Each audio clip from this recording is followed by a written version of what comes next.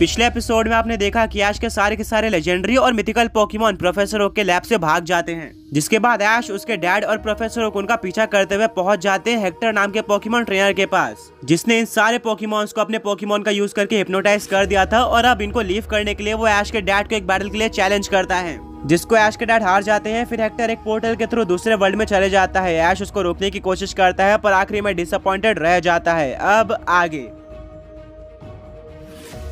यही वो मोमेंट था जब ऐश ने डिसाइड किया था कि वो अपनी नई जर्नी स्टार्ट करेगा और अपने लेजेंडरी पोकेमॉन्स को वापस जरूर लाएगा। बट एक क्वेश्चन अभी भी उसके दिमाग में घूम रहा था और वो था बट कैसे। तभी इतना ज्यादा बड़ा डिस्ट्रक्शन देख के वहाँ पर काफी सारे न्यूज रिपोर्टर पहुंच जाते हैं और ये चीज टीवी पे दिखाई जाती है, जिसको ब्रॉक के डैड मिस्टी और सैना देख रहे होते हैं। ब्रॉक के डैड बोलते हैं कि ब्रॉक इधर आओ। टीवी पर ऐश है। ब्रॉक पूरी तरह से सरप्राइज रह जाता है और उसको बिलीव नहीं होता, पर जब वो टीवी देखता है तो सच में वहाँ पर ऐश था। मिस्टी और सैना ने एक्सपेक्ट किया था कि यहाँ पर ऐश को कोई इंटरव्यू ले रहा होगा, बट ऐश बहुत ही ज्यादा डिसअपॉइंटेड दिख रहा था। आगे जाकर उनको पूरी स्टोरी पता चलती है और पता चल जाता है कि ऐश कोई मुश्किल में फंस चुका है, इसलिए तीनों की तीनों यानी कि ब्रॉक, मिस्टी और सैना सीनो की तरफ बढ़ते हैं ऐश की हेल्प करने के लिए। ऐश के डैड बोलते हैं कि सॉरी ऐश, हेक्टर बहुत ही ज्यादा स्ट्रांग था और मैं तुम्हारे पोकेमॉन्स को बचा नहीं पाया। ऐश बोलता है डैड कोई बात नहीं, अब ये काम मेरे ऊपर छोड़ दो, मैं अपने लेजेंडरी पोकेमॉन्स को वापस खुद ही लेकर आऊंगा। प्रोफेसर ओक बोलते हैं कि कैसे, हेक्टर तो एक दूसरे पोकेमॉन वर्ल्ड का ट्रेनर है, तुम वहाँ तक कैसे पहुँचोगे। ऐश के डैड बोलते हैं ये सब मुझ पर छोड़ दो, मुझे पता है कि दूसरे वर्ल्ड में कैसे जाते हैं और मैं ऐश की हेल्प करने वाला हूँ इस मिशन पे, क्योंकि हेक्टर ऐश के लेजेंडरी और मिथिकल पोकेमॉन को सिर्फ और सिर्फ मेरे वजह से लेके जा पाया है, मुझे रिग्रेट हो रहा है। ऐश बोलता है डैड क्या आपको पता है कि दूसरे वर्ल्ड में कैसे जाते हैं। ऐश के डैड बोलते हैं कि हाँ, बट ये मुश्किल होने वाला है, इसके लिए हमें काफी सारे ऐसे टास्क करने होंगे जो कि बहुत ही ज्यादा डिफिकल्ट है और तुमने कभी भी नहीं सोचे होंगे। ऐश पूछता है डैड वो कौन से टास्क है। ऐश के डैड बोलते हैं कि वेल, अगर तुम्हें दूसरे वर्ल्ड में जाना है तो उसके लिए तुम्हें 4 कीज को कलेक्ट करना होगा और ये 4 कीज तुम्हें पोकेमॉन वर्ल्ड के 8 में से किसी भी रीजन में मिल सकती है, यानी कि Kanto, Johto, Hoenn Sinnoh, Unova, Kalos, Alola और गलार। ये कीज कहीं पर भी हो सकती है और इन की को कोई स्ट्रॉन्ग पोकेमॉन गार्ड कर रहा होगा, जिनको तुम्हें डिफीट करना होगा और फिर तुम्हें कीज मिल जाएगी। बट हाँ, ये सारे पोकेमॉन बहुत ज्यादा स्ट्रॉन्ग होंगे नॉर्मल पोकेमॉन से, इनको डिफीट करना बिल्कुल भी इजी नहीं होने वाला है। बट हाँ, अगर तुम एक बार इन सारे कीज को कलेक्ट कर लेते हो तो इसके बाद तुम्हें पूरे पोकेमॉन वर्ल्ड के सबसे ज्यादा रेयर पोकेमॉन यानी कि शाइनी सेलेबी को कैच करना होगा, जिसके वाइल्ड में दिखने के चांसेस सिर्फ और सिर्फ 0.3% है, इसीलिए दूसरे वर्ल्ड में आज तक कोई भी नहीं जा पाया है। मैंने भी इसके लिए बहुत ज्यादा ट्राई किया था, क्योंकि वहाँ पर एक यूनिवर्स चैंपियनशिप होती है जहाँ पर मेरे कुछ फ्रेंड भी थे, बट मैं फेल हो गया और मैं उस वर्ल्ड में नहीं जा पाया, जिसके चलते मैं पोकेमॉन मास्टर बनने गया। ऐश बोलता है डैड क्या सच में आपने दूसरे वर्ल्ड में जाने का ट्राई किया था। ऐश के डैड बोलते हैं कि हाँ, अनफॉर्चुनेटली मैंने किया था, और मैंने ऐसा इसलिए किया था क्योंकि दूसरे वर्ल्ड में पोकेमॉन मास्टर से भी ज्यादा बड़ा टाइटल है जो कि है यूनिवर्स मास्टर।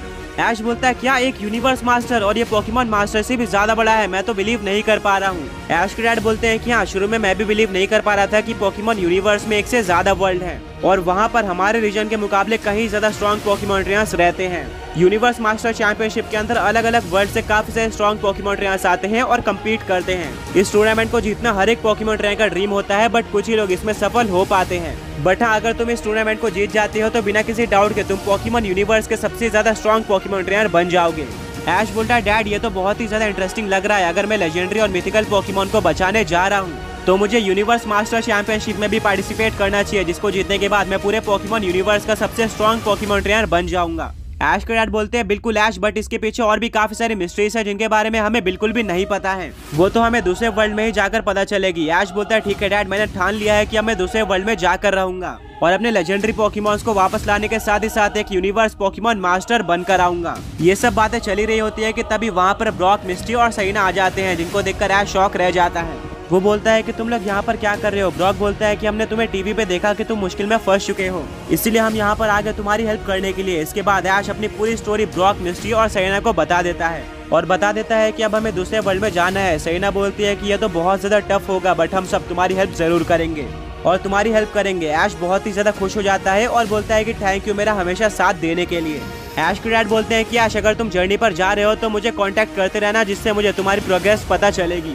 ऐश बोलता है जरूर। इसके बाद प्रोफेसर ओक, ऐश के डैड, ब्रॉक, मिस्टी और सैना सभी लोग पैलेट टाउन आते हैं और ऐश अपने मॉम को सारी चीजों के बारे में बताता है कि वो दूसरे वर्ल्ड में जाने वाला है अपने लेजेंडरी पोकेमॉन्स को बचाने के लिए और वहाँ पर एक चैंपियनशिप में भी पार्टिसिपेट करेगा। डीलिया केचम बोलते हैं ठीक है ऐश, अपना ख्याल रखना। वो ऐश को एक नया आउटफिट देते हैं और इसके बाद ऐश अपनी जर्नी पर निकल जाता है, जहाँ पर उसको दूसरे पोकेमॉन वर्ल्ड में जाना था।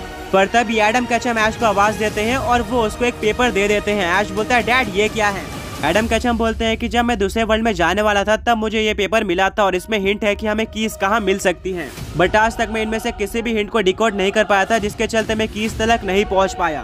पर शायद तुम इन सारे हिंट को डिकोड कर पाओ, जिससे तुम्हें कीज को ढूंढने में हेल्प मिले और अपने जर्नी के लिए ऑल द बेस्ट। ऐश अपने डैड को इस हिंट के लिए थैंक यू बोलता है और इसके बाद ऐश, ब्रॉक, मिस्ट्री और सईना अपने नए जर्नी पर निकल जाते हैं। सईना बोलते हैं कि मैंने कभी भी नहीं सोचा था कि पोकेमॉन यूनिवर्स इतना ज्यादा बड़ा होगा और उसमें कोई और वर्ल्ड भी होगा। मिस्ट्री बोलते हैं कि सईना, तुमने बिल्कुल सही कहा, पोकेमॉन वर्ल्ड हमारे इमेजिनेशन से भी ज्यादा बड़ा है और हम अंदाजा भी नहीं लगा सकते हैं कि इस पोकेमॉन वर्ल्ड में और कितनी ज्यादा बड़ी मिस्ट्रीज भरी हुई हैं। तभी ब्रॉक बोलता है कि ऐश, यहाँ पर की नंबर 1 के हिंट में लिखा हुआ है कि हमें एक ऐसे रीजन में जाना है जहाँ पर 2 लाइट हाउस हो। ऐश बोलता है क्या ऐसा कौन सा रीजन है जहाँ पर 2 लाइट हाउस है? मैंने तो आज तक सारे रीजन में सिर्फ और सिर्फ एक ही लाइट हाउस देखा है। तभी सईना बोलते हैं कि वेट, मैं इसके बारे में जानती हूँ, मैंने कैलूस के बाद होइन में ट्रैवल किया था और जहाँ तक मुझे पता है होइन में 2 लाइट हाउस है। सबसे पहला लाइट हाउस है स्लेट पोर्ट सिटी में, वहीं पर second lighthouse Lilycove city में है। ऐश बहुत ज्यादा खुश हो जाता है क्योंकि सईना ने इसको डिकोड कर दिया था।